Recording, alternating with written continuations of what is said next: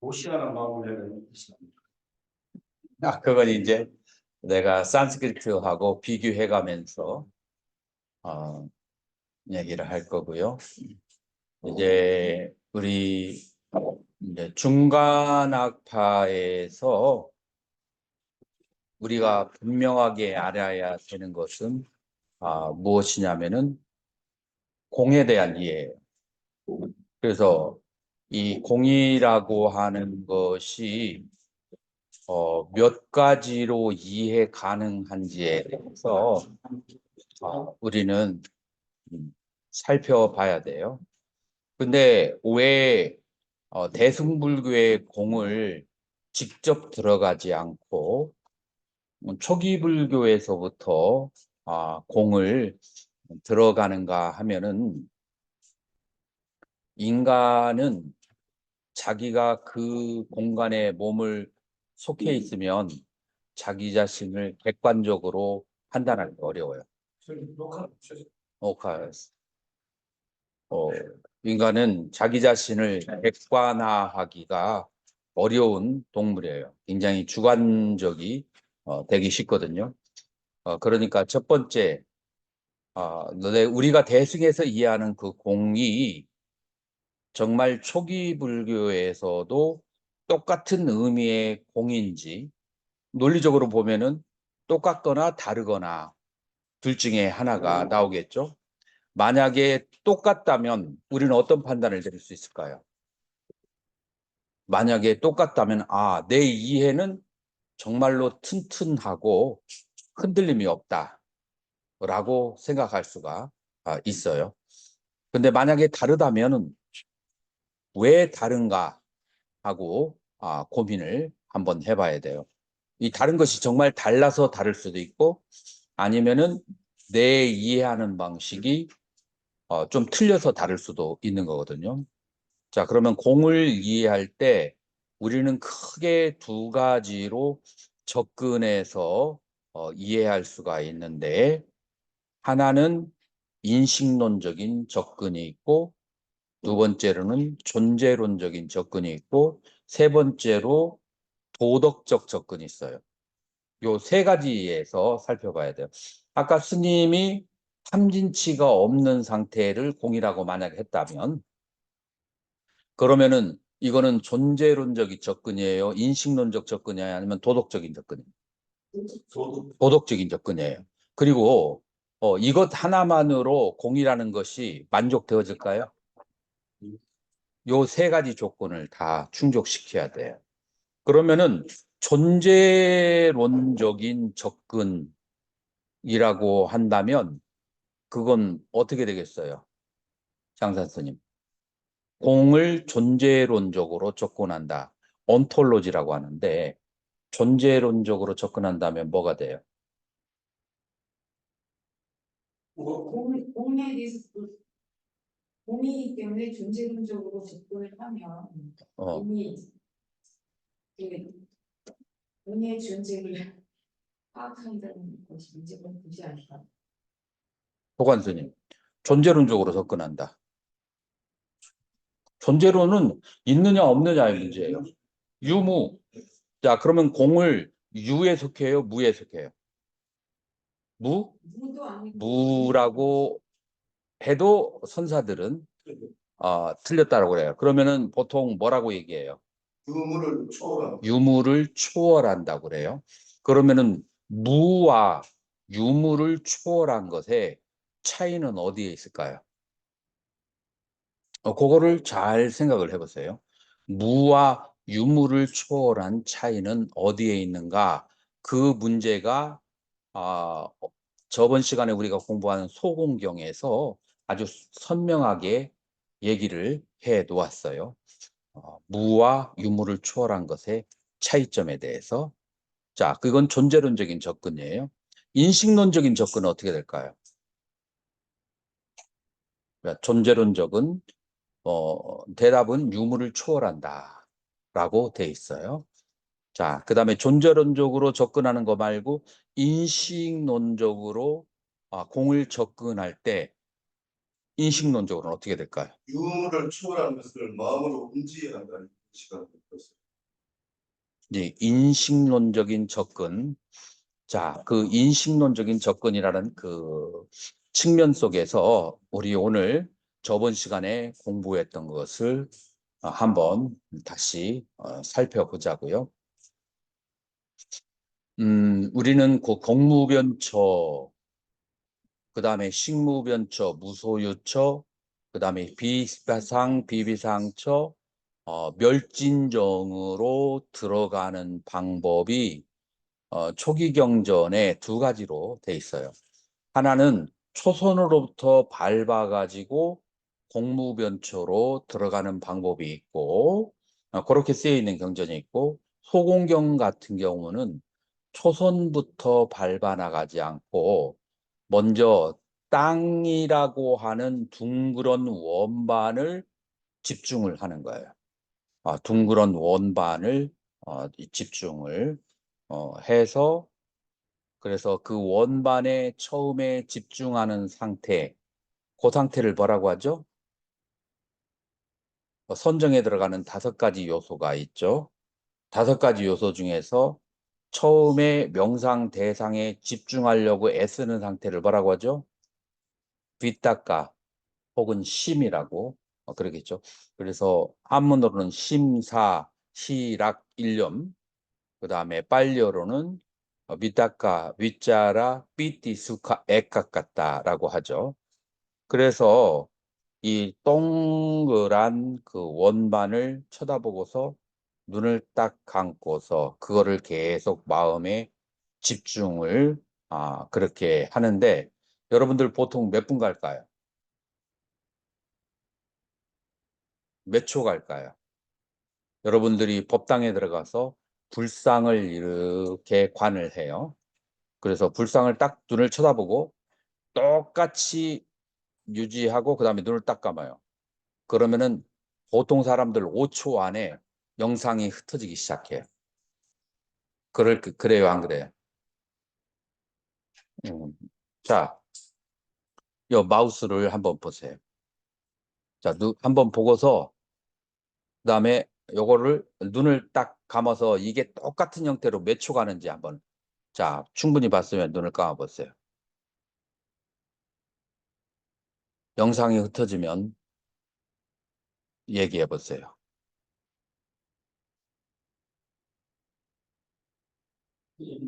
몇 초 걸렸어요? 4초? 도관수 4초, 5초. 송일스님 4초, 0초. 자, 그래서 처음에는 영상이 흩어져요. 이거를 계속 3개월을 집중을 하면 이거 하나만 집중을 하는 거야. 그럼 어떤 현상이 올까요?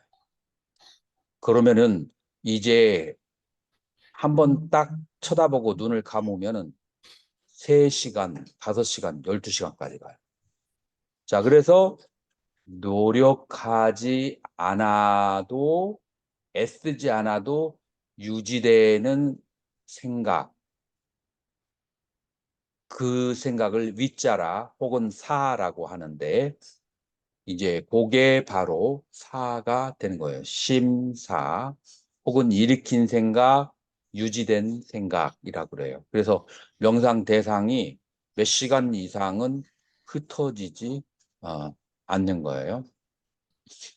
그러면 명상 대상이 몇 시간 동안 흩어지지 않으면 광덕스님 어떤 현상이 올까요?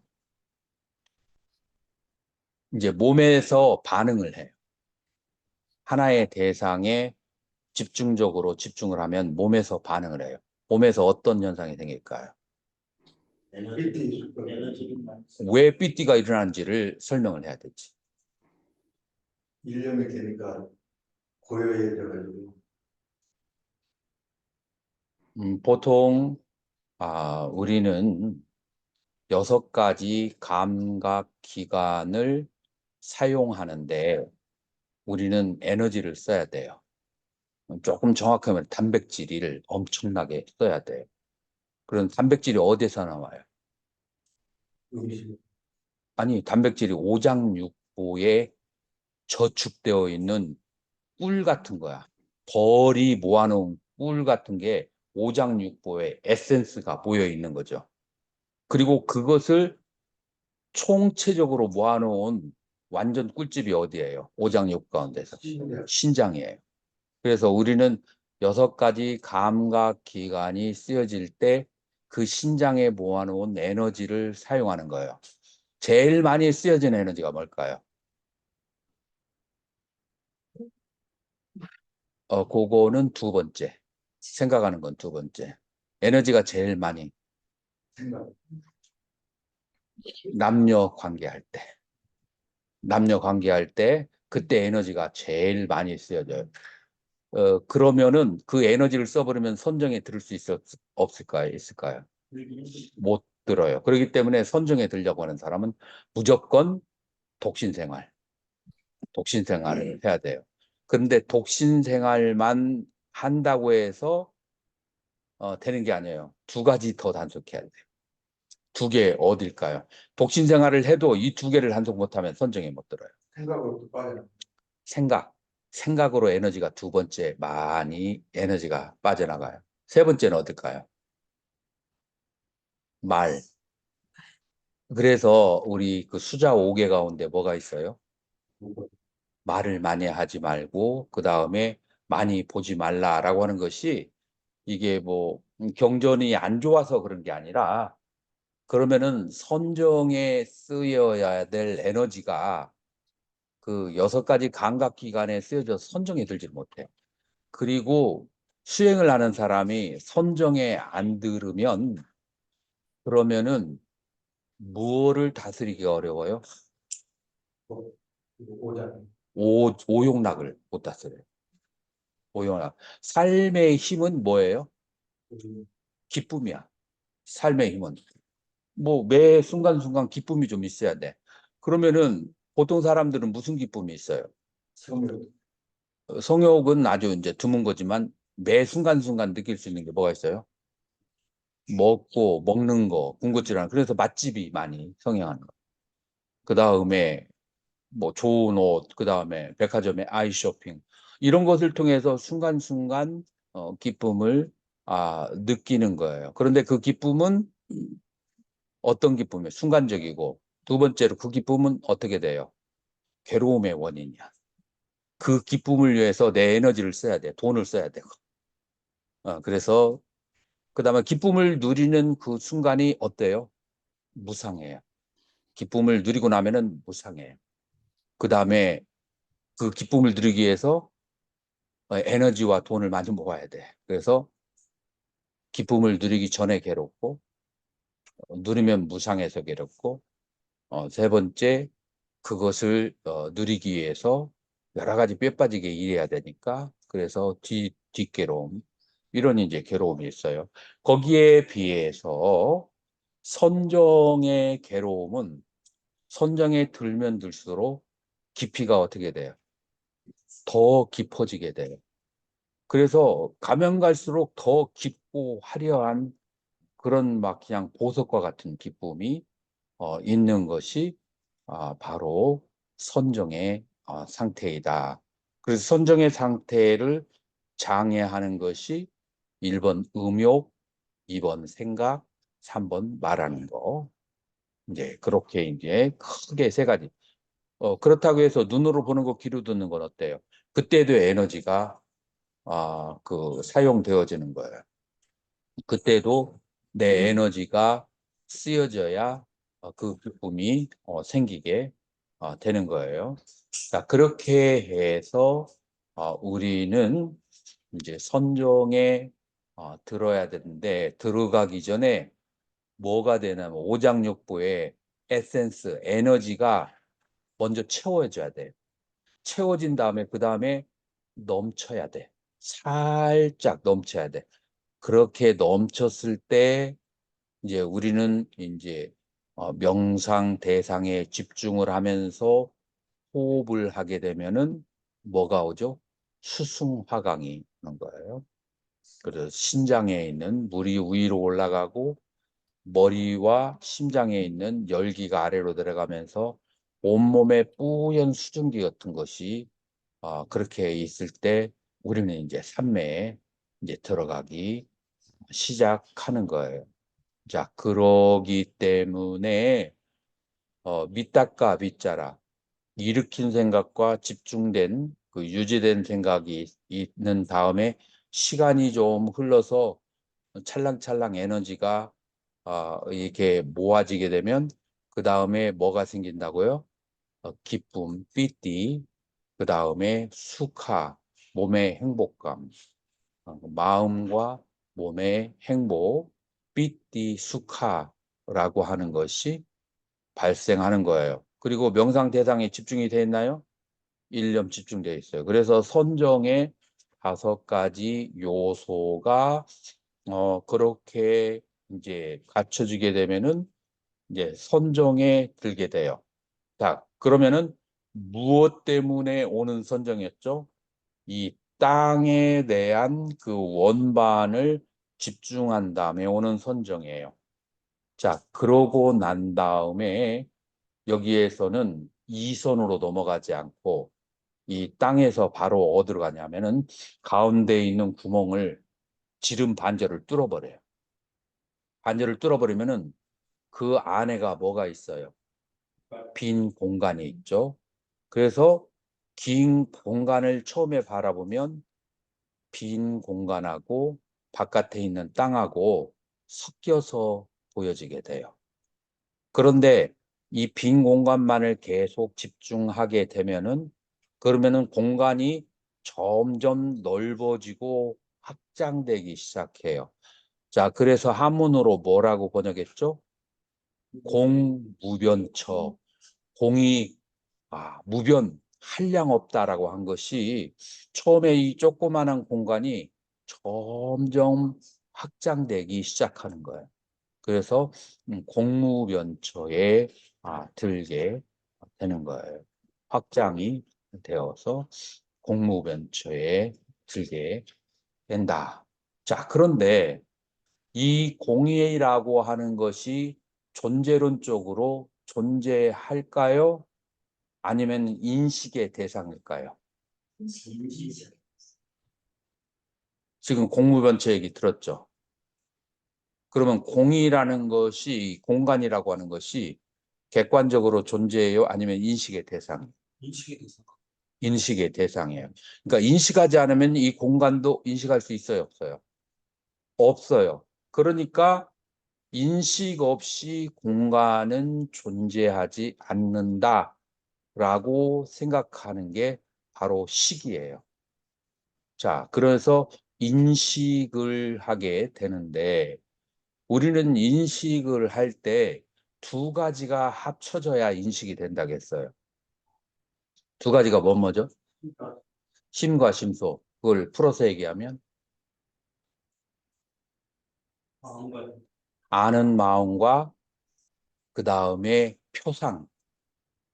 우리 감각기관에 받쳐진 표상 2가지가 합쳐져야 인식이 될 수 있어요.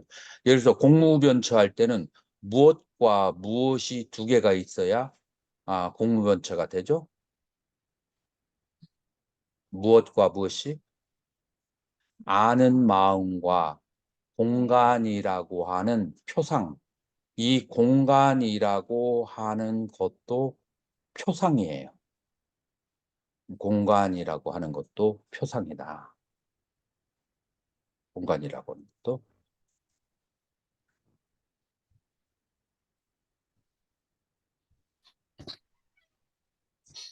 스님은 이해가 돼요? 공간이라고 하는 것도 표상이다.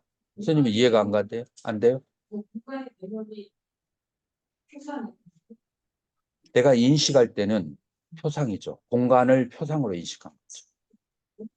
공간 자체는 사실 있는 것도 아니고 없는 것도 아닐 수 있지 않아요. 지금 여기서 우리가 다루는 것은 객관적인 공간을 말하는 게 아니라 내 마음에 인식되어진 공간을 얘기하는 거예요.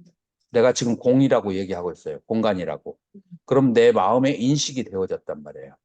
인식의 대상으로서. 그러면 그 인식의 대상으로서의 공간은 개념이 됐든지 언어가 됐든지 아니면 형태가 됐든지 그걸 형태를 니밋다라고 그래요. 표상. 됐든지 간에 마음의 대상이 되어야만 내가 공무변처라고 말할 수가 있는 거야. 그래서 내가 공무변처라고 말할 때는 내 마음의 인식의 대상이 되는 표상을 잡아서 공무변처로 하는 것이고, 식무변처라고 할 때는 그 표상을 인식하는 마음이 한량없다라고 하는 의미에서의 식무변처예요. 어떻게 일문 스님은 이해가 갈까요? 이해가 돼요? 예.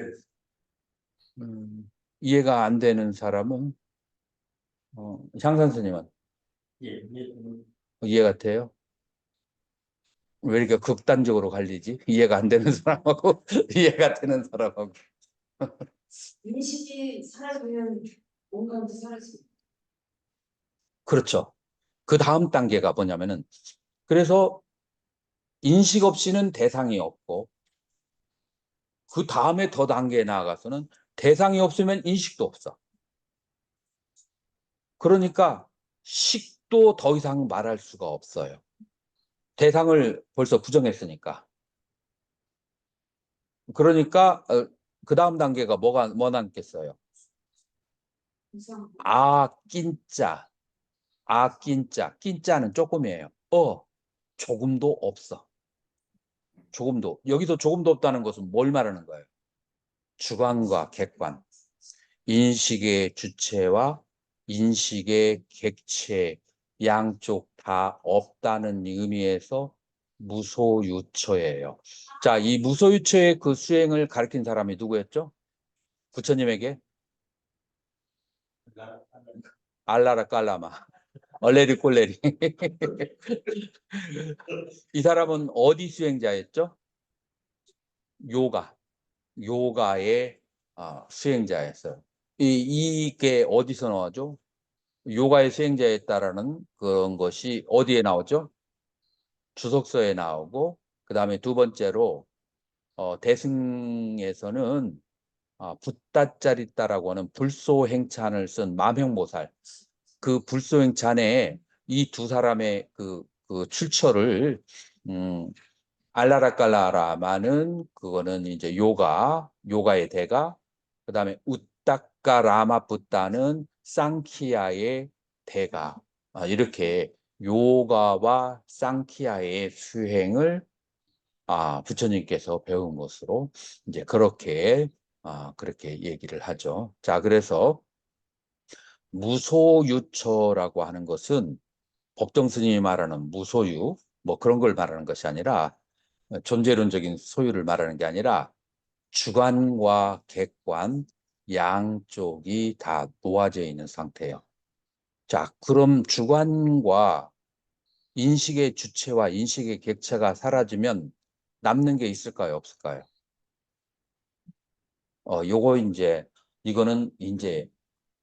이거는 그 조사 스님들의 퀘스천 중에 하나예요.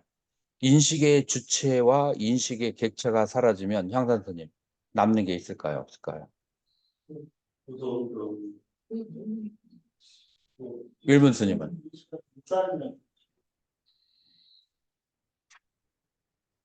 주관과 객관이 사라졌을 때 남는 것은 공의 상태가 아니고 잠재의식과 무의식에 있는 기억들. 잠재의식과 무의식에 있는 기억들은 인식의 주체와 객체가 일어나지 않아도 그것이 수면 아래에서 흘러가요.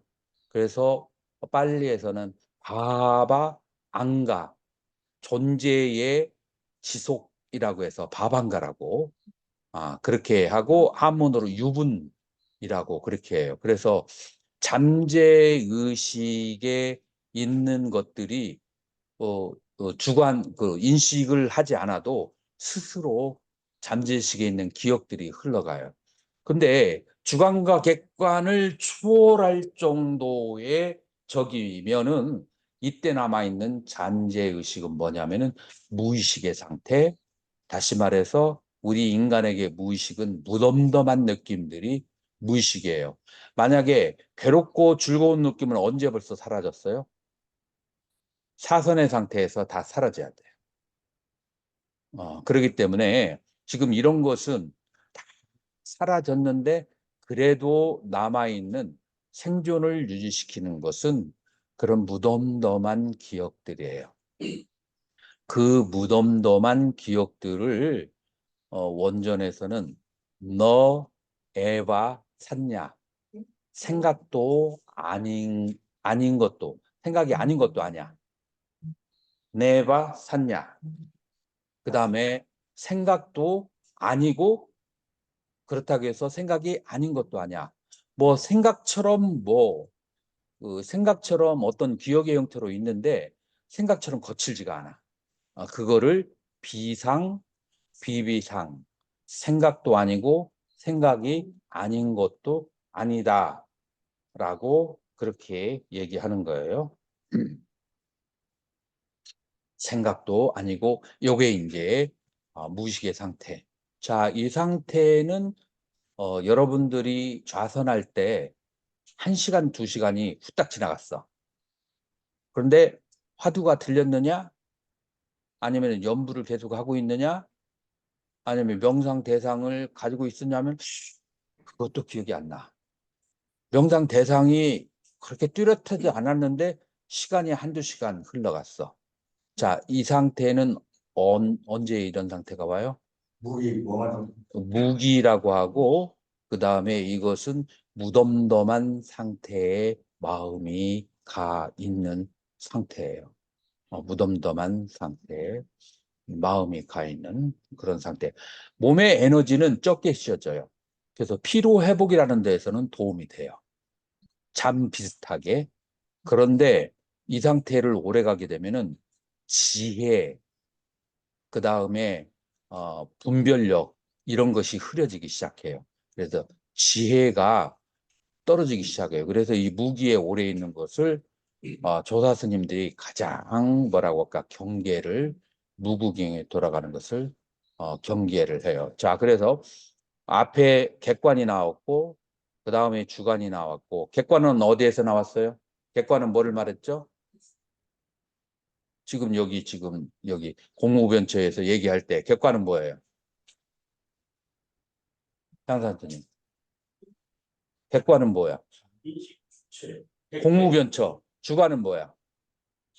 식무변처. 주관과 객관이 다 사라진 상태는 무소유처. 그것이 사라졌는데도 남아있는 무기의 상태는 무슨 상태? 비상, 비비상차예요. 비상차. 여기에서 이제 수행자들에게 이제 이런 얘기가 많이 궁금해질 수 있어요. 나는 내 마음이 호련하게 보인다.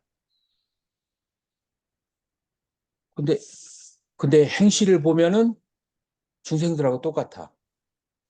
그런데 본인은 막 주장을 해. 나는 내 마음을 보았다. 견심을 했다. 혹은 견성을 했다.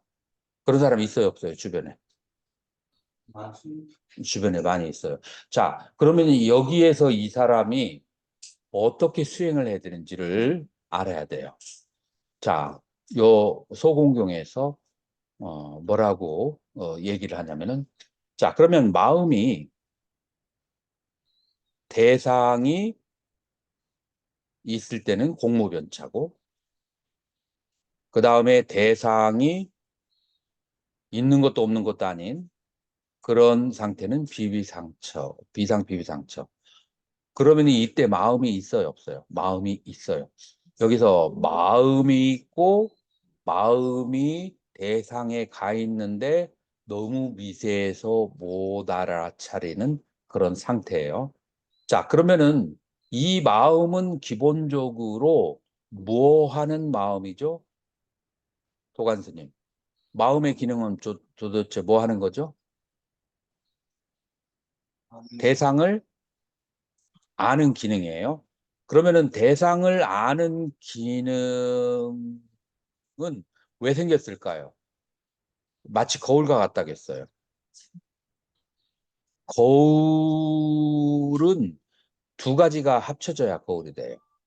하나는 앞에 있는 유리가 있어야 되고 유리만 있으면 거울이 될 수 있을까요? 뒤에 있는 그 밝은 것을 막아주는 어둡고 칙칙한 것이 있어야 돼요. 다시 말해서 마음이 대상을 알 수 있는 것은 무기가 밑바닥에 가라앉아 있기 때문에 대상을 알 수가 있는 거예요. 무기가 없으면 마음은 하얀 유리와 같아서 대상을 알 수 있어요, 없어요?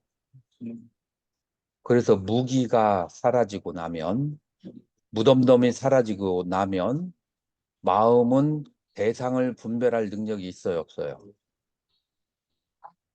대상을 분별할 능력이 없어요. 그러면은 마음이 가지고 있는 느끼는 힘이 있을까요? 사라졌을까요? 없으면 사라져요. 사라지면 그게 아니, 그 뒷단계는 그때 얘기하고, 마음이 가지고 있는 느끼는 힘이 도관 스님 있을까요? 사라졌을까요? 마음이 비춰주는 그 힘이 없어지면, 그러면 수가 멈추게 돼요. 생각의 기능이 있을까요? 없을까요? 멈춰지게 돼요. 욕구하는 기능이 있을까요? 없을까요? 멈춰요.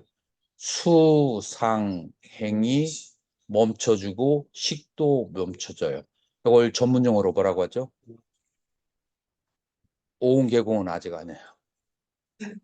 상수멸정이라고 그래요. 수와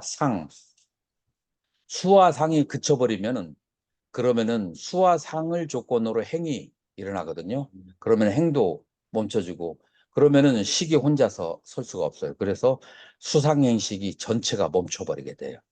상수멸정이라고 하는데, 이건 아직 지혜의 상태가 아니에요. 이건 선정의 상태라고 하는 거예요. 자, 그래서 이 상수멸정의 상태에서 마음이 있어요, 없어요?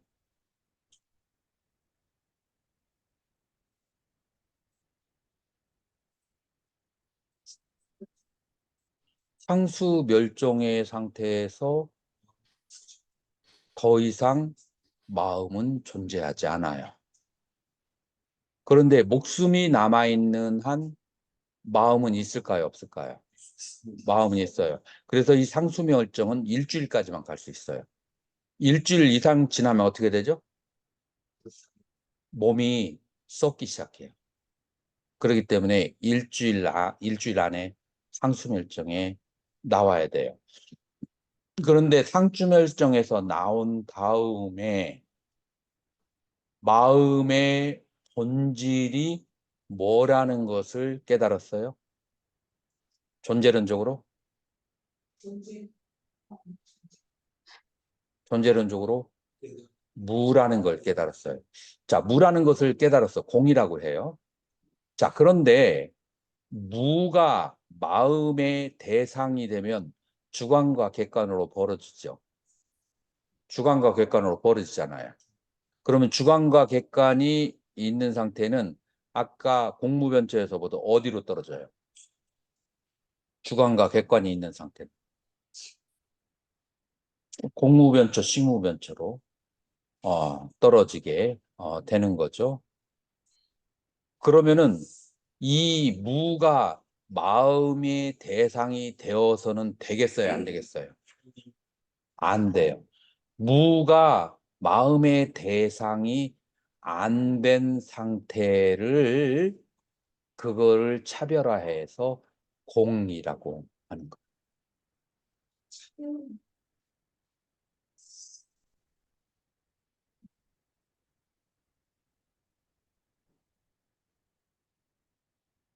서한 스님은 이해가 가요?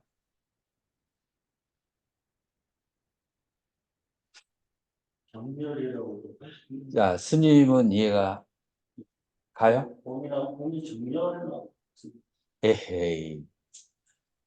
자, 무엇라고 말하면 마음의 대상이 돼버려요. 마음의 대상이 되면 주관과 객관은 떨어져 버려요. 그러니까 어떤 사람이 나는 마음을 보았다라고 하면 어디에 떨어지는 거예요? 주객에 떨어지는 거예요. 그러니까 아직 껍질이 다 덜 벗겨진 거야. 그래서 그 마음을 보았다는 것은 마음이 멈춰진 데까지 봐야 되고, 그리고 그것이 내 마음의 대상이 되어서는 안 돼. 더 이상 여타부타라고 말할 수 있지 않아. 마음의 대상이 안 되든. 그렇게 되어야 되지, 마음의 대상으로 다시 주객으로 나눠서는 안 된다는 거야. 그 차이가 이해가 돼요? 일문 스님은? 이거 이해가 가요? 어떻게 스님은 다 이해가.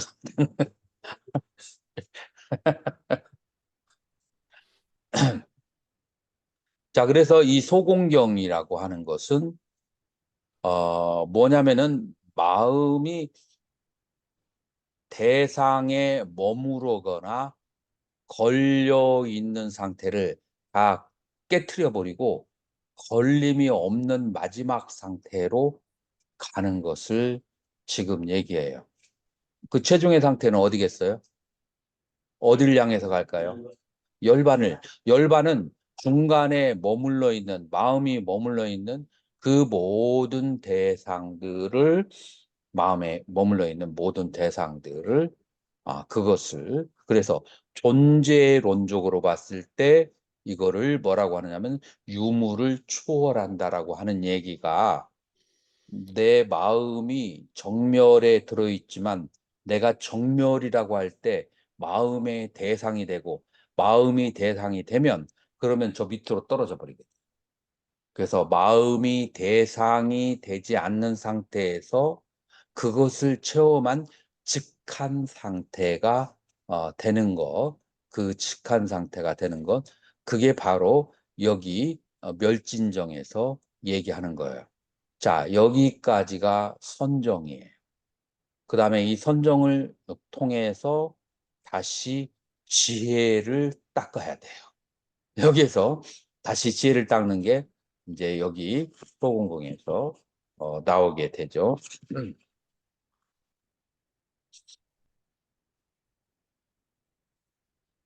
어떻게 지혜를 닦는가?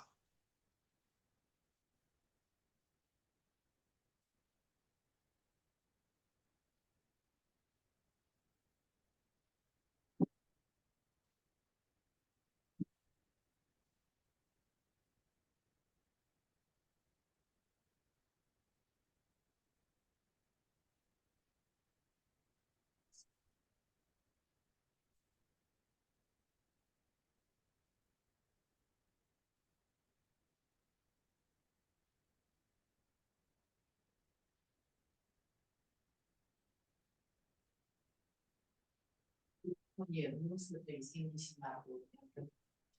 연결이 되죠. 그 부분이 응무소주 이생기심하고 연결이 되는데, 지금 여러분들은 요거 보이나요? 저기 온라인은 안 보여도 왔다 갔다 하려면은 저기 하니까 온라인은 좀 조금 불편함을 참아야 되겠지. 자, 여기 산스크리트에서는 뭐라고 되어 있냐면 따스맛 따르히, therefore, 그러므로 수붓대 수불이요, 보디사트베나 마하사, 저 뒤에 칠판이 보디사트베나 마하사트베나 에바, 보살 마하살에 의해서 에밤, 이와 같이 업 업라티스탐, 왜 이게 왔다 갔다 하지? 왔다 갔다 하나요? 그러면은 스님들은 그 19페이지 네. 금강경의 19페이지를 갑자기,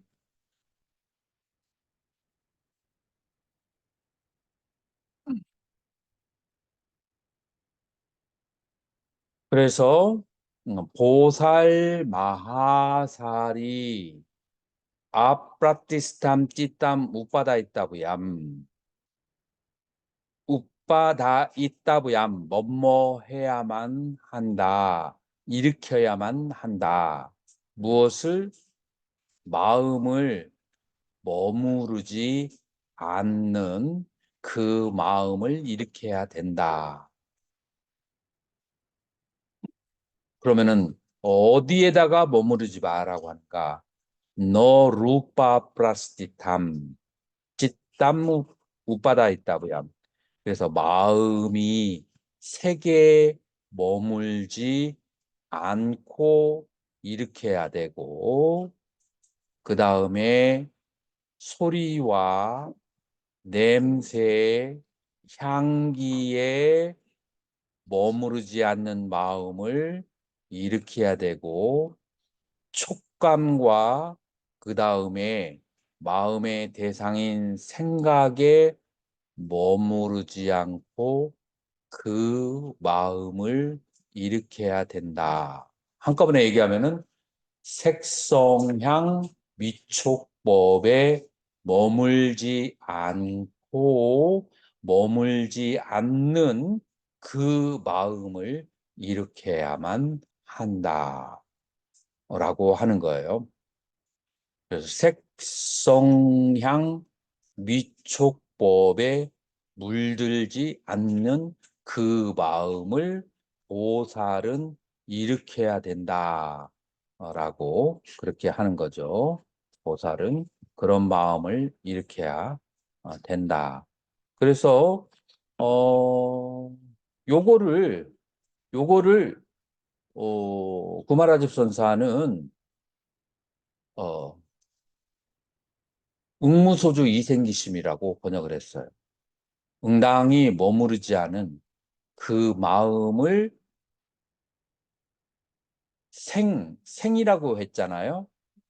자, 이 생을 여러 가지로 번역할 수 있어. 여기서는 웃바다, 일으킬 기자요. 일으킬 기자. 일으킬 기자 아는가요? 도관스님. 기자가 일어날 기자가 있어. 네, 그렇죠. 지금 여기에서는 생보다도 일어날 기자예요. 그래서 응당이 색성향 미촉법에 머무르지 말고 그 마음을 써라가 아니고 그 마음을 일으켜라. 그 마음을. 자, 그러면 이제 문제가 색성향 미촉법에 물들지 말고 그 마음을 일으키는 것이 가능한가? 가능한가 하는 거예요. 색성향 미촉법에 물들지 않고. 자, 그거를 지금 요 소공경에서는 설명하고 있는 거예요. 무엇이냐면은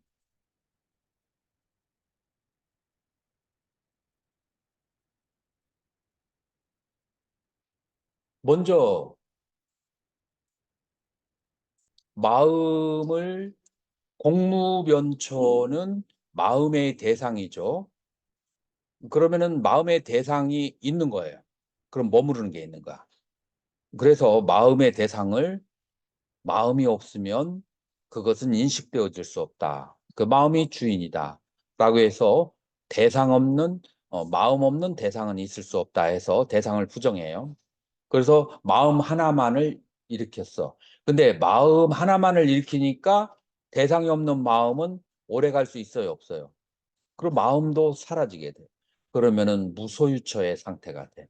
그 무소유처의 상태가 되었을 때 잠재의식에 있는 미세한 흐름이 대상이 되어서 일어나기 시작하는 거예요. 자, 그랬을 때 그거를 비상비비상처라고 그래요. 그런데 그 잠재의식에 있는 생각을 그 대상을 놔버리게 되면은 그러면은 바로 수상행이 멈춰서 멸진정의 상태에 들어가게 되는 거예요. 그런 상태에서 그 다음에 뭐가 발생하냐면은 여기에 뭐가 나오냐면은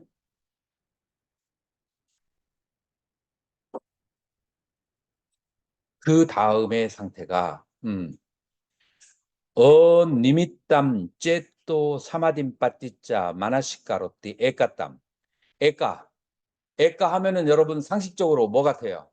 에까 도관스님 하나 에까 하나가 남는데 뭐냐면은 마나시카로 마음의 행위예요. 마음의 집중.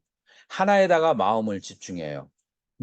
빠띠자 연으로 하는 무엇을 연으로 하냐면은 째또 사마디 마음이 삼매를 연으로 하는 하나만 남는데 어떤 마음이 삼매냐면 니미땀 째또 사마디 그러니까 뭐냐면은 표상이 없는 마음의 삼매를 연으로 하는 마음의 집중 하나만 남게 된다. 라고 하는 거예요. 이거를 누가 이해할 수 있을까요? 자, 마음은 항상 대상이 있어요. 그래서 일상생활을 할 때는 대상이 항상 일어나요. 색성향 미촉을 대상으로 하든지 아니면은 나머지 하나는 무엇을 대상으로 마음이 일어나요? 과거의 기억을 대상으로 혹은 미래에 대한 그 계획을 대상으로 해서 마음이 일어나게 송일 스님 삼매에 들었어요.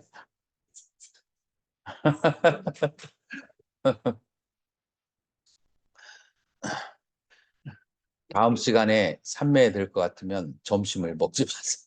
예, 휴식 시간. 이제 40분밖에 안 됐는데. 그 상태는 비비 상태를 초월한 상태입니다. 비상처 다음에 이제 하는 건데 그것은 뭐냐면은 마음은 항상 대상이 있어요.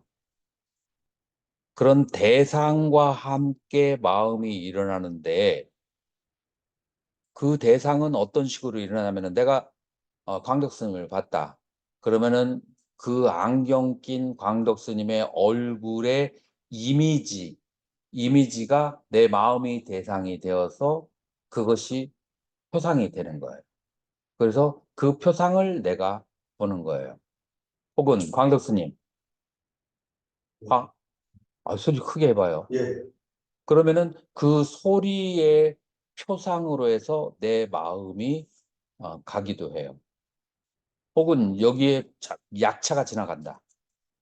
왜 가끔 가다가 이제 절에 이제 약을 뿌리잖아요. 그러면은 그 약의 냄새를 대상으로 표상으로 내 마음이 일어나게 돼요.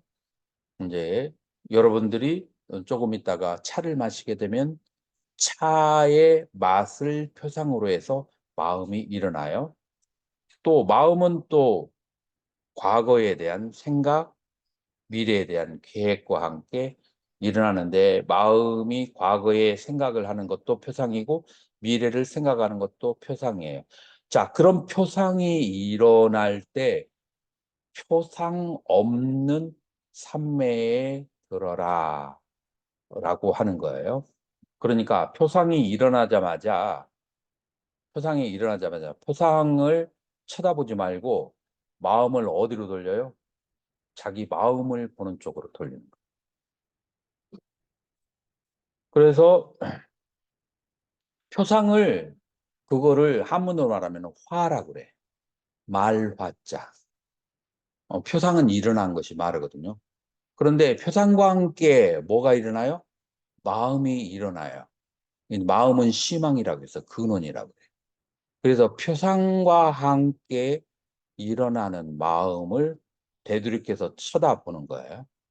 그 마음을 보는데 처음에는 표상이 더 많이 보이겠죠. 그런데 아까 공무변자 수행하는 것처럼 그것을 아는 마음 쪽을 계속 집중하게 되면은 두 개가 반반 보이게 돼요.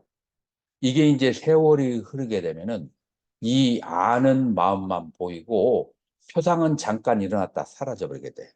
아는 마음을 집중하니까 이거를 뭐라고 하냐면은 니미따 째또 사마디 그러니까 표상 없는 마음의 참매라고 하고 지금 금강경에서는 이걸 뭐라고 하냐면은 색성양 미촉법에 물들지 않은 그 마음을 일으켜라 라고 얘기하는 거예요. 그러니까 이 금강경에 나타나 있는 짧은 구절은 초기 불교에서 수행하는 방법을 아주 에센스만 뽑아가지고 아주 전략해서 표현을 해 놓은 것이다. 라고 그렇게 말할 수 있어요.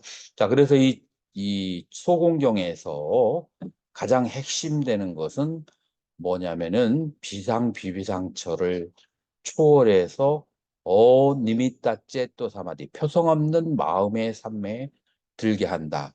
그런데 여러분들이 이빠사나 수행을 하게 되면은 보통 2박 3일 정도 안에 표상 없는 마음을 보는 것을 이제 단계적으로 그렇게 보게 하죠. 그런데 그냥 보는 거하고 나의 삶이 그렇게 되는 거하고는 이제 차이가 이제 있는 거죠. 그래서 불교의 수행법이 굉장히 직접적이고 마음의 본질을 보는 데 있어서 굉장히 전략적이고 아주 직접적으로 이렇게 가르친, 그 당시에 있는 어떤 종교도 이렇게 쉽고 빠르게 마음의 본성에 들어가게 이렇게 한 종교가 없었어요.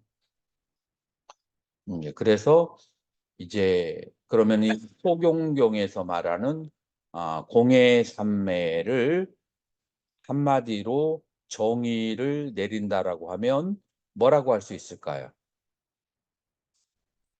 소공경에서 말하는 것은 뭐냐면은 마음이 표상이 없는 마음의 산매를, 그거를 좌선시에도 그 다음에 동중에도 그것을 취들하도록 하는데, 그 중간에 머무르게 하는, 집착하게 하는 그 요소들을 하나하나 떨구는 방법을 단계적으로 설명을 하고 있어요. 그래서 이 청정한 마음에 물들거나 멈추게 하는 그 단계를 다 통과를 해야 되죠.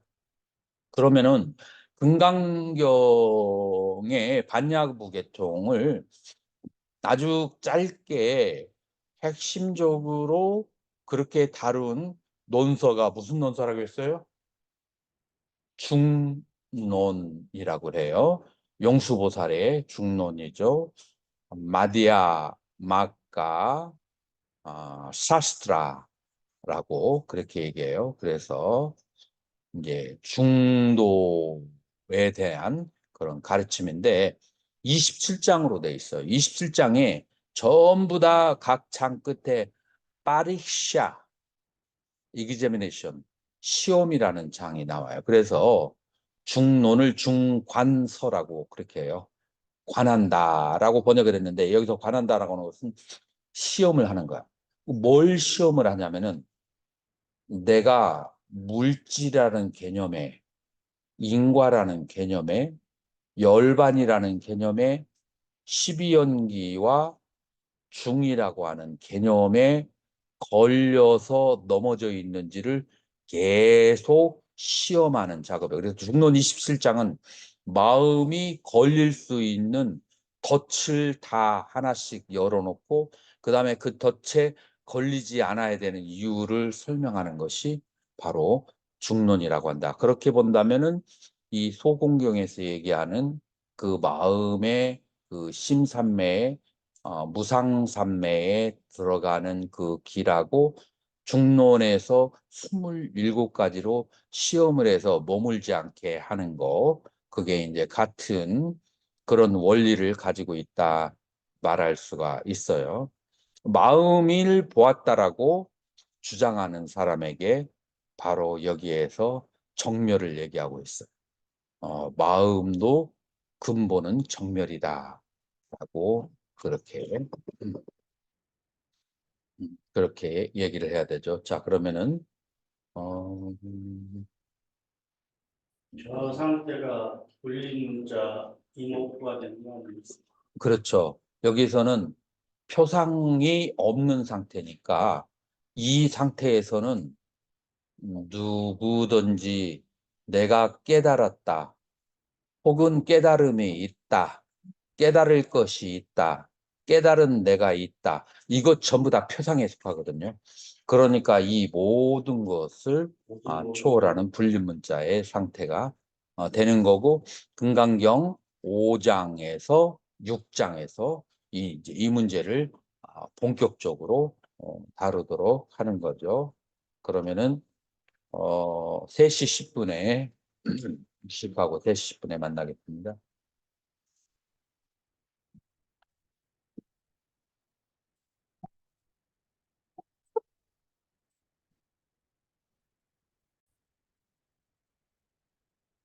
공에 대해서 이제 또 다른 그렇게 수행법이 초기불교에 있는데 공관이라고 그렇게 얘기하죠.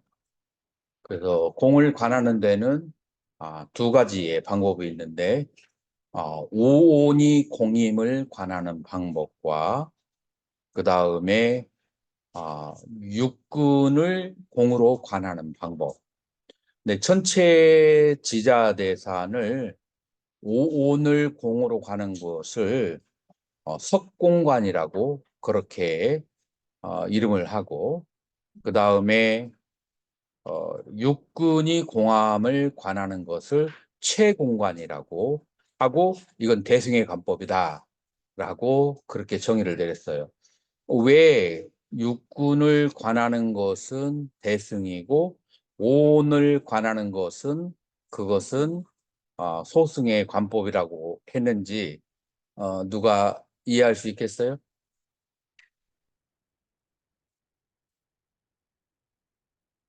장관 도관스님. 잘못 들었습니다.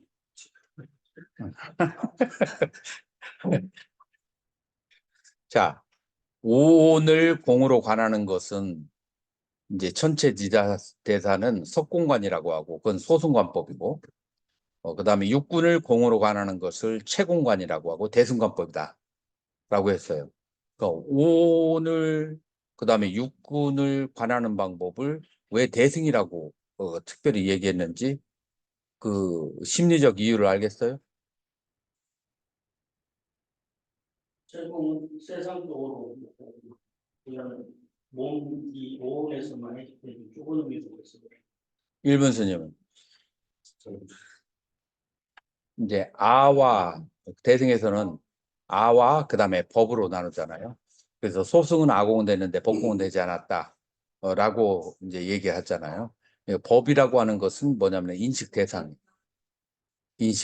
그래서 육군을 관하는 것은 육군만 관하는 게 아니라 육군의 대상인 육경이 공함을 관하는 거거든요. 그럼 이 육경이 대승의 언어로 어떻게 돼요? 법이 돼요.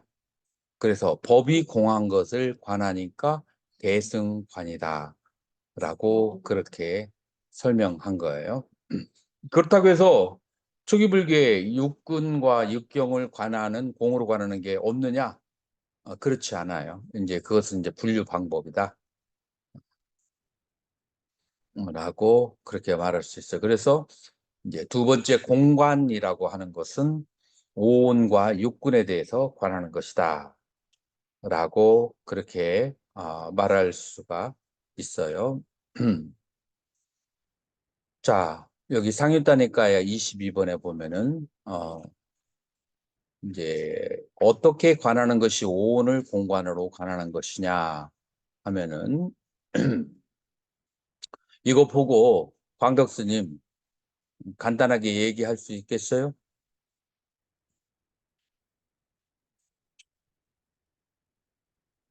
색은 무상하고 수도 무상하고 상도 무상하고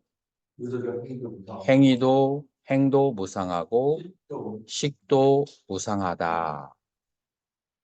에방빠쌈 이와 같이 보면 그 비쿠들이여 이와 같이 듣고 나서 아리아 사받고 루빠스민 마삐 니비다띠 이 성스러운 제자들은 이 색에 대해서 염호하는 니르 베다예요. 니르 베다 느낌을 니르 싫어하는 느낌을 염오라고 해요.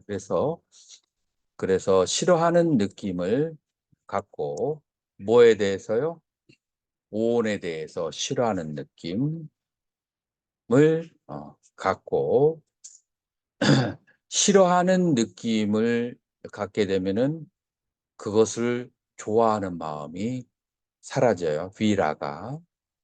그래서 좋아하는 마음이 사라지게 되면은 비무자띠 그것으로부터 자유로워진다. 해탈되어진다. 해탈되어지면 비무땀 이띠 냐남 호띠 해탈에 대한 직견, 지혜가 생긴다. 내가 해탈했다고 하는 그런 알미 생긴다. 어떻게? 키나자띠 생은 무너졌고 무시땀 브라마짜리암 청정한 행은 다 닦았고 까땀까라니야 내가 수행을 해야 될 것은 다 했다.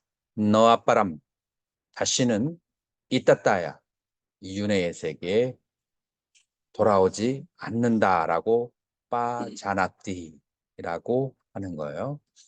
자, 그러면 뒤는 이해할 수 있을 거예요. 니르베다 싫어하는 마음이 생기면 그러면은 좋아하지 않고 좋아하지 않으면 그것으로부터 자유로워지고 자유로워지면은 해탈지견이 생긴다. 여기까지는 되는데 루밤 아니짬 색은 무상하고 수상행식도 무상하기 때문에 싫어하는 마음이 생긴다. 여기까지 오기에는 송일스님 무리가 좀 있을까요? 보통 사람들이 무상하니까 그것을 싫어한다. 어떻게 생각해요? 그거는 뭐가 아닌 것 같다는 거야. 애매하게 대답하지 말고 뭐가 아닌 것 같아요. 부처님의 말씀은 그건 아닌 것 같아요. 아니면 뭐가 아닌 것 같아요. 무상하다고 해서 싫어하는 거 무상하다고 해서 싫어하는 마음이 그럴 수 있어요. 이게 이제 전략에서 쓴 거기 때문에 싫어하는 마음이 들지 않을 수 있어요. 그러면은 이 이해를 도와주기 위해서 다음 경전으로 한번 보자고요. 오룻밤 미카베 아니짬 색은 무상하다. 얏 아니짬 무상한 것은 딱 득함 그것은 괴로움이고 얏 득함 괴로운 것은 딱 안았다 그것은 무아이다.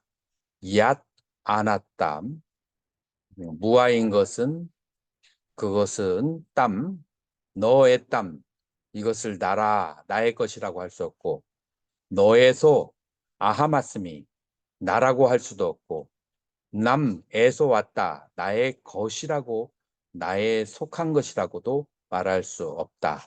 에바메땀 야따부탐 이와 같이 있는 그대로 삼마빤냐 바른 지혜로서 다따밤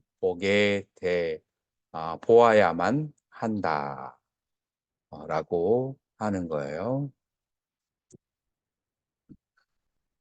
지금 송일 스님한테는 보이는 것은 푸근한 침상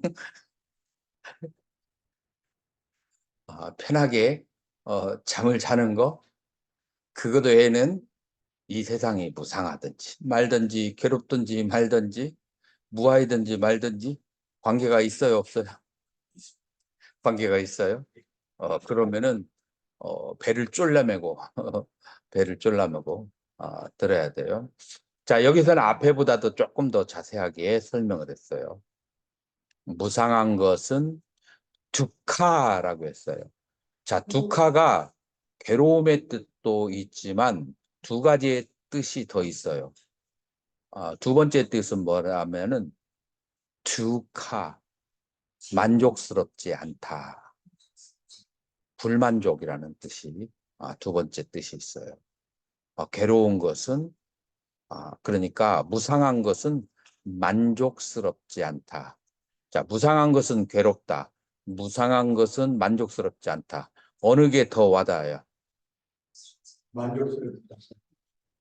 두카도 괴롭다면 와닿는 게 전혀 없는데 만족하지 못하는 이 세상. 스님들이 이 말에 신명을 다해서 쳐다보지 않았어요. 이 두 글자를 모든 것을 다 놓아버리고 읽으면은 이해가 되는데 거기에 집중이 완전히 안 돼서 그래요. 우리 절에 뒤에 장작을 쌓아놓은 곳이 있어요. 오늘 가보니까 아주 주먹만한 그 애기 고양이 3마리가 내가 뒤로 가니까 막 그냥 번개처럼 막 그냥 번개들이처럼 숨는 거예요. 번개처럼 이제 숨고 그 다음에 어미 고양이가 검은 반점을 어문 고양이가 어슬렁거리면서 도망가더라고요. 그게 나하고 첫 번째 만남이었어요. 근데 궁금할까요? 궁금하지 않을까요? 이제 궁금해서 그 다음 날에는 이제 우유를 가지고서 싹 부어줬어요. 그래서 그 다음 날에 또 가보니까 우유를 마시고 난 다음에 예전 같으면은 나를 보자마자 번개처럼 장작더미로 도망가는데 우유를 한 컵을 마시고 나더니 그 중에 한 마리는 도망갈까 말까 나를 쳐다보고 막 그냥 망설이는 게 보여요. 그러다가 좀 더 있으니까 또 숨더라고. 그 다음 날은 내가 밥 한 덩이를 갖다가 줬어. 이제 그랬더니 그 중에 한 마리가 용감하게 오더라고. 야생 고양이는 절대 사람에게 가까이 안 가요. 그래가지고 내가 이제 승가대 강의를 3일 하고 돌아와 보니까 제일 먼저 거기를 갔어요. 근데 거기를 딱 보니까 장작더미에 흔적이 없어. 얘들이 먹이를 구하러 갔는가 싶어서 밤에 가봐도 없어. 새벽에 가봐도 없어. 내가 왜 자꾸 가볼까요? 송일 선생님. 내가 뭐 때문에 자꾸 갈까? 네. 애착까지는 모르지만 호기심이 생기고 궁금하고 막 뛰어서 가는 것이 귀여운 거야. 근데 그게 이제 안 보이니까 그러니까 마음이 좀 어때요? 조금 허전한 거예요. 이 마음이 좀 허전한 상대가 주카야. 자, 이게 왜 이런 것이 생겼어요? 단 나흘 만에 이뤄졌는데 이 고양이는 나하고 아무런 연고가 없어요. 그런데 지금 심리적으로 어떤 현상이 되겠죠? 나의 마음에 표상이 생긴 거예요. 그리고 이 표상이라고 하는 것은 실제 하는 거예요? 아니면 실제하지 않는 거예요?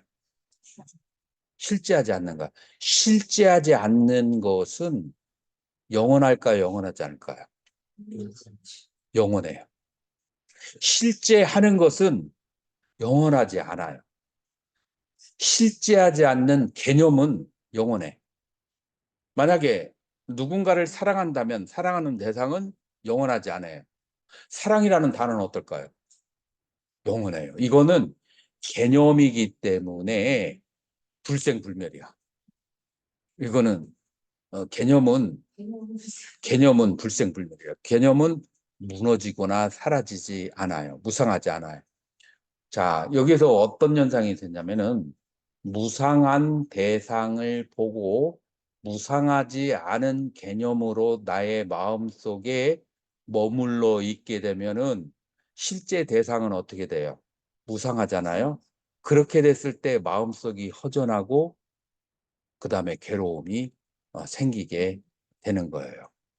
자, 이것이 무슨 뜻이냐면은 무상한기 때문에 듀카, 허전하다, 괴롭다의 뜻이에요. 조현수님 이해가 돼요? 자, 그러면은 요 1단계는 넘었어요. 자, 그러면은 이 허전하고 불만족이고 괴로운 것은 않았다, 무하다라고 하는 것은 어떻게 얘기할 수 있을까요? 성,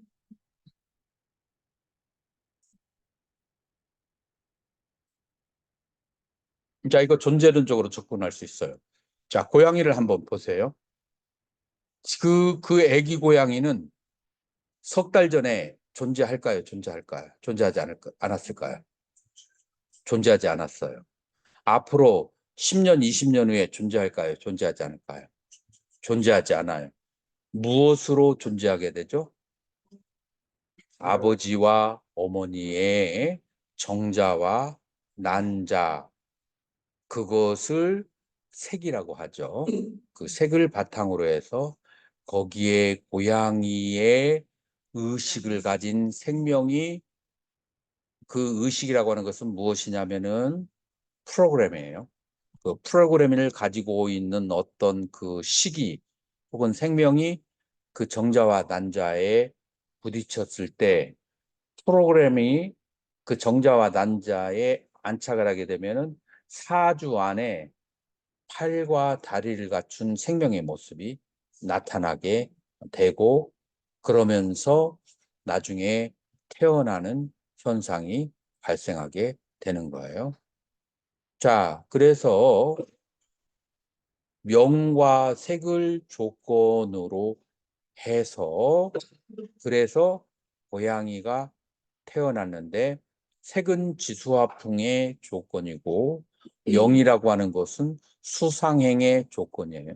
그래서 수상행과 그 다음에 지수화풍은 변해요, 안 변해요? 송윤 스님, 지수화풍이 어떻게 변해요? 아니, 지수화풍. 우리 바깥에 있는 지수화풍이 어떻게 변하는지 봐봐요. 우리 화가 어떻게 변해요? 지금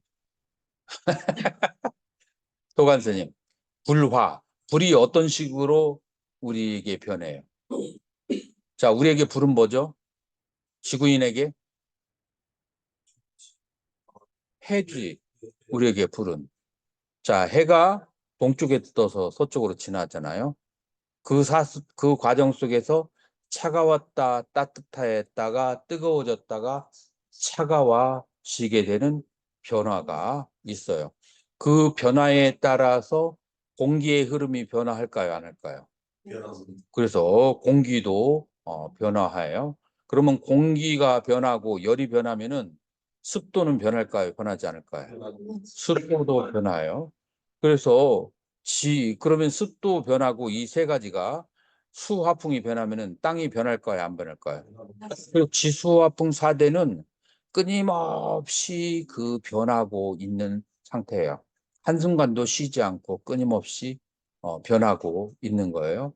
바깥에 있는 지수화풍도 변하고 내 몸에 있는 지수화풍도 끊임없이 변하고, 그것을 연으로 해서 느낌과 그 다음에 생각과 욕망도 끊임없이 변하는 거예요. 그래서 끊임없이 변하는 조건들로 해서 만들어진 것이 바로 고양이고 사람이고, 그 다음에 여러 가지 땅물, 바람으로 만들어진 여러 가지 남극과 북극과 그 다음에 한국과 일본과 중국과 미국이 이제 되는 거예요. 자, 그렇게 보았을 때 지수화풍과 수상행식으로 만들어진 이 모든 것은 무상하게 계속 변하는 것이고, 무상하게 계속 변하는 것은 실체가 있어요, 없어요? 왜 실체가 없어요, 송현 선생님? 난 사라 단지 그것만으로는 부족해요. 실물 그 자체가 없으지. 자, 여기 한 덩어리에 얼음이 있어요. 온도가 변하면 물로 되죠. 온도가 높아지면 수증기가 되죠. 그러면은 수증기가 되면은 온 사방으로 다 변하잖아요. 그러면은 얘의 실체는 수증기예요, 물이에요, 얼음이에요? 얘의 실체는 수증기도 아니고 물도 아니고 얼음도 아니고 그 얼음 덩어리가 지금 여기에 있을 수도 있잖아요. 그래서 조건 따라서 만들어진 것은 자체의 성질이 없다. 조건이 흩어지게 되면은 자체도 스스로 존재하지 않는다라고 얘기할 수가 있어요. 자, 스님이 지금 사람이에요, 뭐예요? 사람이죠. 조건이 바뀌면 스님이 뭘로 변할 수 있죠? 시체로 변하면 다행이게, 조건이 그 악업을 지으면 축생으로, 그 다음에 선업을 지으면 천상으로, 그 다음에 위 없는 선업, 안욕따라 삼박삼보리를 얻으면, 그러면은 실체가 공으로 돌아가는 거예요. 자, 그러니까 그러면 스님의 실체가 뭐예요? 조건. 조건이 다 흩어진 상태가 바로 스님의 실체. 그래서 그거를 뭐라고 하냐면 낫다. 자, 무자성이라고 해요. 그래서 무자성인 것이 실체이고, 그 다음에 어떠한 형태를 갖추고 있다면 그건 반드시 뭐에 속해져 있다? 연기에 속해져 있다. 그래서 무상한 것은 연기로 인해서 무상한 것이고, 연기를 해체하게 되면 그 대상의 본질은 뭐라고요? 본질은 무자성, 무와 공 같은 말이에요. 무와 공, 무자성의 상태가 본질이다 라고 그렇게 보는 거예요. 그 무와 무자성, 공이라고 하는 상태. 자, 그래도 존재론적으로는 공이고, 그 다음에 인식론적으로는 어떻게 되냐면은 나의 것도 없고 나도 없고 나의 속한 것도 없다라고 인식론적으로는 그 다음에 얘기하는 거예요. 그래서 나도 없고 나의 것도 없고 내가 어디에 속하지도 않는다. 이렇게 인식론적으로 봤을 때 야타, 있는, 부타, 그대로, 삼마, 바른, 빤냐, 지혜로 답답함 보아야만 한다라고 하는 거예요. 자, 그것이 바로 오온 전체에 대해서 그렇게 보아야만 하는 것이다. 요것을 바로 무엇이라고 하는가? 공관이라고 하는 거예요. 자, 그러면은 정리를 해보면 오온에 대해서 어떻게 보는 것이 공관이냐면은, 오온은 바로 조건에 의해서 연기로 이루어진 것이기 때문에 그것은 지수화풍 수상행식이에요. 그렇기 때문에 무상하다. 그래서 색수상행식은 다 무상하다라고 보는 거예요. 무상하니까 그 본연의 실체가 있어요, 없어요? 조건이 흩어지면 무자성이고 공이다. 이게 바로 이 그 초기 경제사회는 공관이에요. 무자성이라고 하는 것이 공관이에요. 인신론적으로는 그럼 어떻게 되느냐?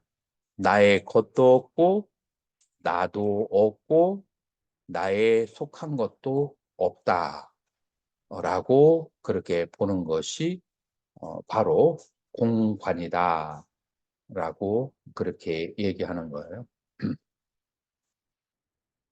자, 그런데 이제 도관스님, 예. 나의 것이 없다고 했잖아요. 여기에서.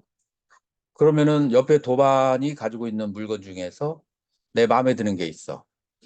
말도 없이 가져온다. 이거 괜찮을까요? 괜찮지 않을까요? 근데 여기서 나의 것이 없다고 했는데 성인 선생님 어떻게 생각해? 우리가 유리를 좀 나눠서 이런 것이 그냥 전체 포함되는 그런 실제로 이것을 심각하게 생각하는 그런 사람들도 나는 많이 봤어요. 실제로 심각해. 부처님께서는 나의 것이 없다고 했는데 라고 하는 거야.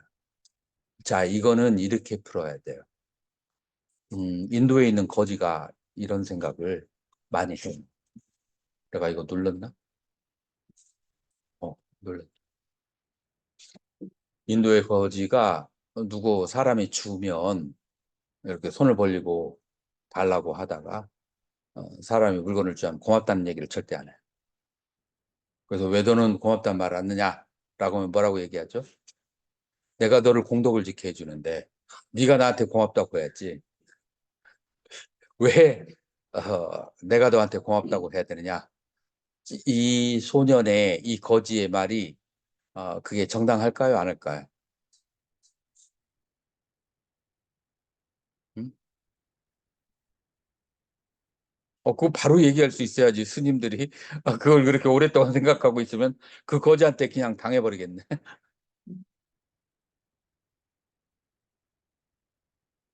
말 자체는 정당할 수 있는데 있지만 네. 그 자체는 업이 다르지 않습니까? 주체가 달라요. 네. 그렇게 생각하는 주체는 보시하는 사람이 해야지, 보시 받는 사람은 그 반대로 생각해야 돼. 보시 받는 사람은 이것이 나의 업이고 이것은 감사하다라고 생각을 해야 돼. 그래서 여기서 주체와 객체의 그 차별을 할지 몰라서 그래. 그래서 불교가 가지고 있는 지혜 가운데 공을 아는 지혜도 있어야 되고, 그건 무분별지죠. 그 다음에 차별을 아는 지혜도 있어야 돼요. 그래서 무분별지와 차별을 아는 지혜, 요것의 이름이 달라요. 산스크리트나 팔리에서는 이름이. 무분별지, 공을 아는 지혜는 빤냐, 뿌라즈냐, 뿌라냐라고 하고, 그 다음에 차별을 아는 지혜를 냐나 혹은 지냐나라고, 지냐냐 혹은 냐나, 빨리에서는. 그래서 빤냐하고 냐나 이 두 가지를 갖춰야 완성된 지혜라고 그래요. 그래서 무분별과 공을 아는 지혜와 차별을 아는 지혜, 이 두 가지를 동시에 갖춰야만 돼요. 무분별지와 차별지. 그래서 이제 이런 경우에는 차별지 본래는 너와 내가 없지만 차별의 세상에서는 너도 있고 내가 있고 그도 있다. 이거를 알아야만 하죠. 그래서 이 공관에서 가장 이제 핵심이 되는 중요한 것이 바로 그거라고 할 수가 있어요.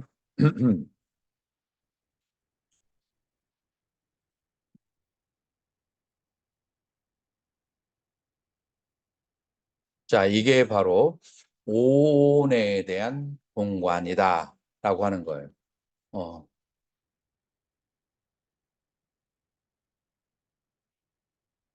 자, 질문 있나요? 그 부분에 대해서?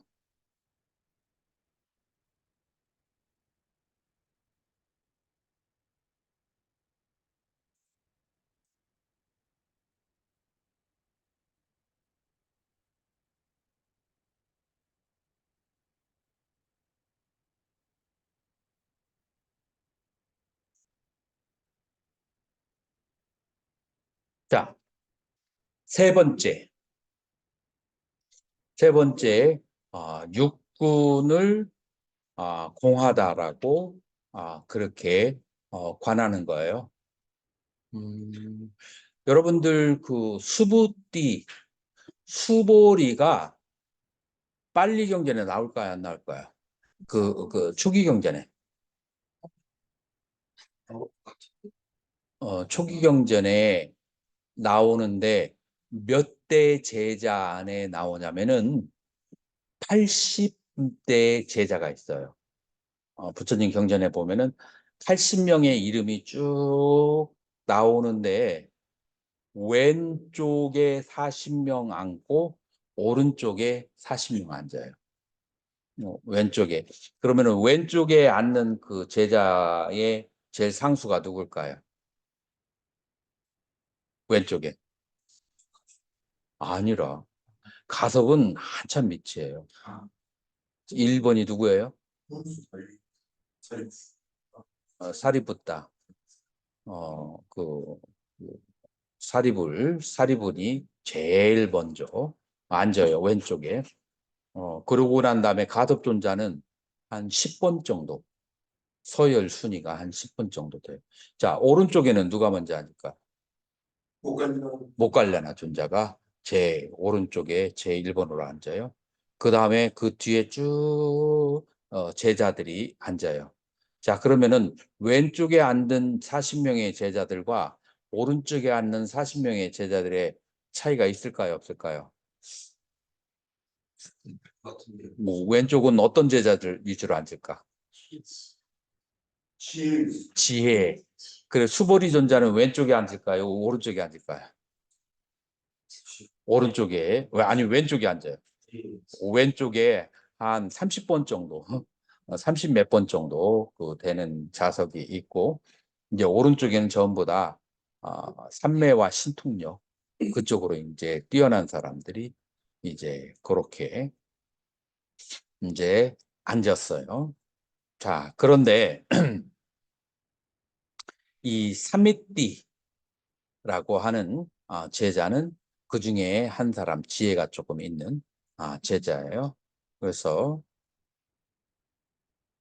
이제 뭐라고 얘기하냐면은 세존 도관스님 한번 읽어봐요. 한번. 한문요. 음. 세존, 소위, 세간공, 운하, 명미, 세간공, 불고, 삼, 미이제, 미이제, 예. 안공, 상항, 불변, 이법, 공아, 소공, 네. 소이자하, 차성, 차성, 자미, 약색안식, 안촉, 인연, 생수, 약보고랍, 읽는 것이 조금 뭐라고 할까 의미를 알고 있는 게 아니라 예. 스님 읽을 수 있어요? 여기 처음부터 다시 읽어봐. 세존 수위 세간공 까먹겠어.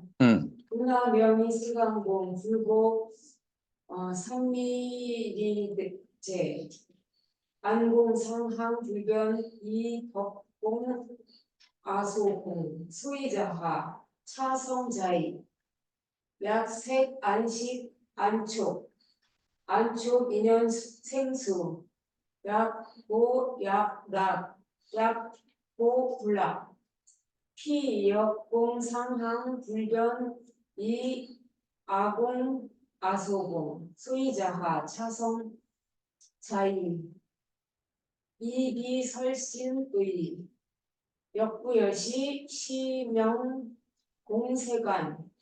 자, 여기에 자바함 국원 공경이라고 하는 경전에 나와 있는 건데요. 야, 이때 이제 이제 색성양 미촉법이 공하다 혹은 안이비설신의가 공하다라고 할 때 왜 공이라고 하는가라고 그렇게 하냐면은 첫 번째 무엇 때문에 공이라고요? 무상하기 때문에. 무상하기 때문에 그러기 때문에 무엇으로부터 무상하냐? 항상하고 변하지 않는 그 상태로부터 무상하단 말이에요. 항상하고 변하지 않는 상태가 무상하다. 그래서 항상하고 변하지 않는 그런 상태가 없다는 의미에서 공이고, 그러니까 무상하니까 공이고, 그 다음에 두 번째가 무슨 공이에요? 아소공. 내 것으로부터도 공하다. 내 것이라고 말할 수가 없다라고 하는 거예요. 자, 여러분들이 내 것이라고 말할 수 있는 게 뭐가 있을까요? 최후에까지. 그래도 여러분들이 한 가지는 말할 수 있지 않을까? 죽을 때 돼서 내 것처럼 따라오는 게 뭐예요? 업.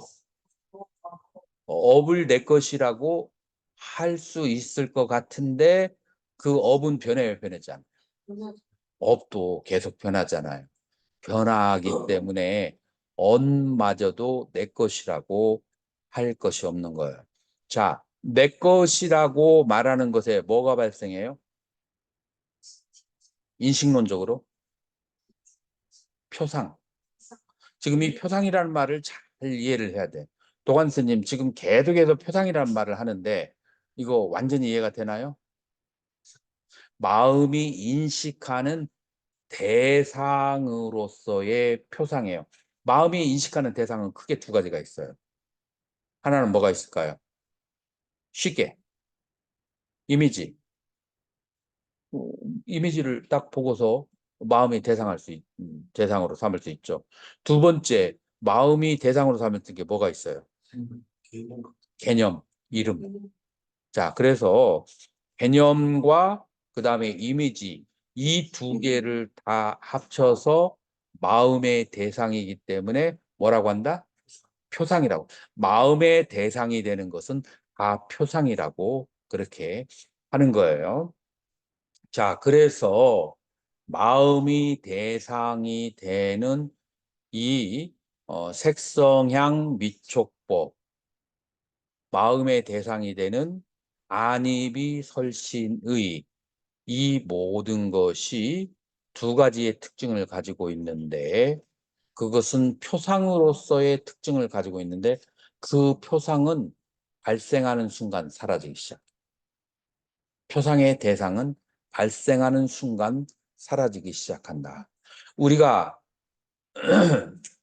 감각기관이 똑같은 사물을 보는 시간이 몇 초일까요? 아니 그렇게 애매하지 말고 정확하게 우리 조사 스님들이 계산해 놓은 게 있어요. 100분의 1초. 우리 마음이 하나의 대상에 이렇게 가 있을 때 100분의 1초에 하나의 건수가 딱딱 나타나요. 그리고 그거를 연달아서 계속 보든지 아니면은 다른 쪽으로 마음이 움직여요. 그래서 100분의 1초씩 아주 빠른 속도로 마음이 움직이고 있다라고 하는 거예요. 그래서 마음은 엄청나게 많은 대상과 표상을 가지고 있어요. 그렇기 때문에 표상 자체는 끊임없이 변하는 것이다. 그래서 첫 번째, 이 표상들은 끊임없이 변한다는 의미에서 공하고, 그 다음에 두 번째로 끊임없이 변하는 것을 그거를 나의 것이라고 할 수 있기 때문에 공하다. 그래서 무상하니 공하고 아소가 없으니 공하고 앞에 있는 오온하고 같은 의미가 되죠. 그러니까 뭐 하라는 거죠? 그러니까 이것을 존재론적으로 말하면은 무자성이라는 얘기예요. 그래서 이제 공은 점점 어떤 의미로 이해되어 나가냐면은 후기 불교에서 무자성이라는 것이고, 그리고 무자성이기 때문에 집착할 바가 되지 않는다. 그래서 무자성, 공은 무자성, 그 다음에 존재론적으로 유무를 초월한 상태, 그 다음에 도덕적으로 무집착의 상태. 그래서 무자성, 유무를 초월함, 공, 이게 바로 이 공에 대한 존재론적, 인식론적, 가치론적인 접근 방법이다. 어디에서? 초기 불교에서의 접근이 이렇게 된다. 라고 하는 거예요.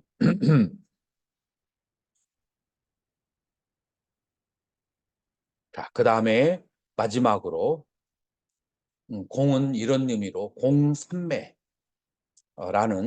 의미로 그렇게 쓰여졌어요. 이제 많은 경전에서 이 세 가지 산매가 나오는데 이 세 가지 산매가 뭐냐면은 아라한들이 하루 종일 무엇을 하면서 지내는지 아는가? 그렇게 물어봤을 때 아라한들이 대답해요. 공산매, 무상산매, 무원산매의 세 가지의 산매에 든다. 자, 여기 한문을 보세요. 무원이 뭐죠? 무상이 뭐죠? 상이라고. 자, 여기에서 생각상자를 썼는데 요거는 번역이 잘못된 것 같아요. 표상상자라. 표상이 없는 산매. 요거의 빨리어로는 어니미따로 돼 있어요. 그래서 표상이 없는 산매, 그 다음에 세 번째 공산매, 이렇게 세 가지 산매를. 자, 그래서 이 공산매라고 하는 것은 그러면은 그럼 어떤 상태가 구체적으로 공산매일까요? 어니미따, 째또 사마디라고 아까 책에 나왔죠. 그래서 표상이 없는 상태에 마음이 머무르면은 공산매라고 하는 거예요. 자, 바라는 것이 없으면 표상도 없게 되겠죠.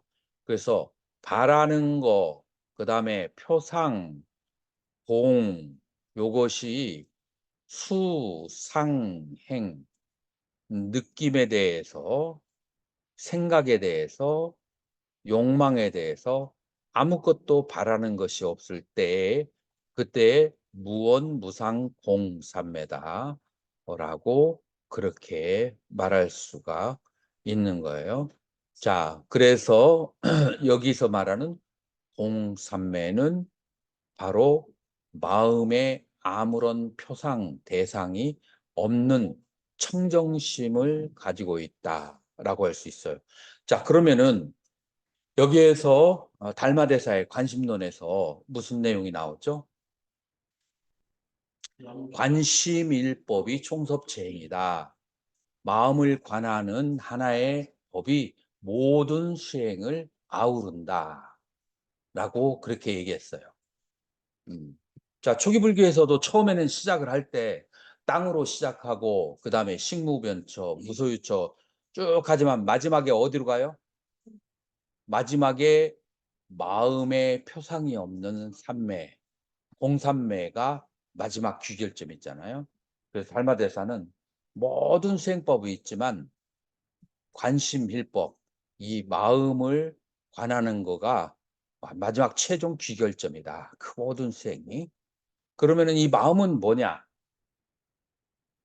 첫 번째로 4대 오온이 공한 줄을 알며, 그 다음에 마음이 작용할 때 두 가지로 작용이 되는데 하나는 청정한 마음과 물들은 마음이다. 그런데 약청정심, 약견청정심, 만약에 이 청정한 마음을 보게 된다면, 지금 여기에 있는 대로 한다면 표상이 없는 그런 청정하게 맑은 마음을 본다면 심영견성, 이것을 견성이라고 그렇게 얘기하느니라 라고 했어요. 지금 여기서 말하는 것은 마음에 표상이 없는 것이니까 지금 내가 나 마음을 보았다라고 말하면은 표상이 있어요, 없어요? 있어요. 그래서 이 함정에 이 공식을 이해하지 못하면 이 함정에서 벗어나지 못해요.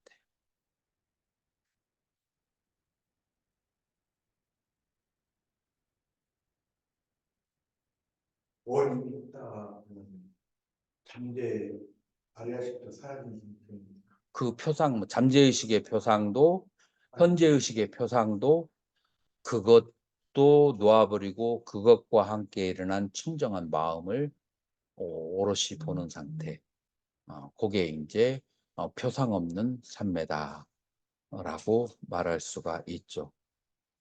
그 보시면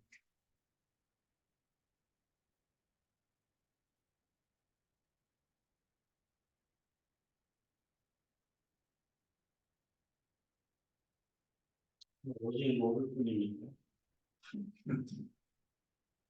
아니, 뭐 그렇게 애매하게 안 들어가도 이렇게 왜 내가 그런 표현을 할 수 없는지, 그게 인식의 대상이 되는 한, 인식의 대상이 남아있는 한, 부처님께서 비상 비비상처의 수행자를 떠날 때 뭐라고 말씀하셨냐면은, 자, 이게 내가 수행처에 들어와서 참매에 들을 때는 이 생각이 일어나지 않지만, 다시 세상에 나가서 살 때 반연이 일어나고 표상과 대상이 일어나게 된다면, 이 표상과 대상 때문에 다시 탐진치가 생길 텐데, 그럴 때는 어떻게 해야 됩니까? 라고 질문을 하니까, 나도 그 이상은 모른다 라고 우다까 라마부다가 얘기했어요.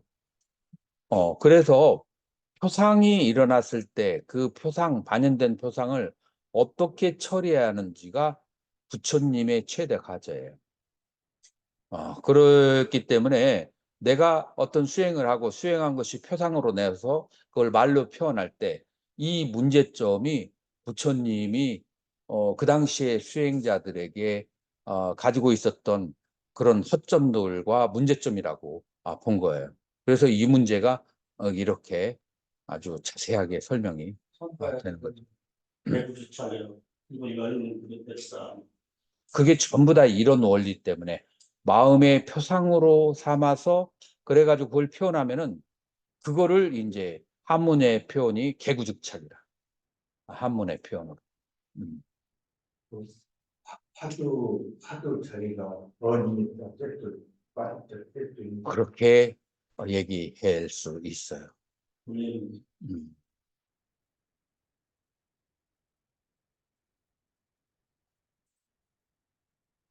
자, 오늘 공부는 여기까지 하겠습니다.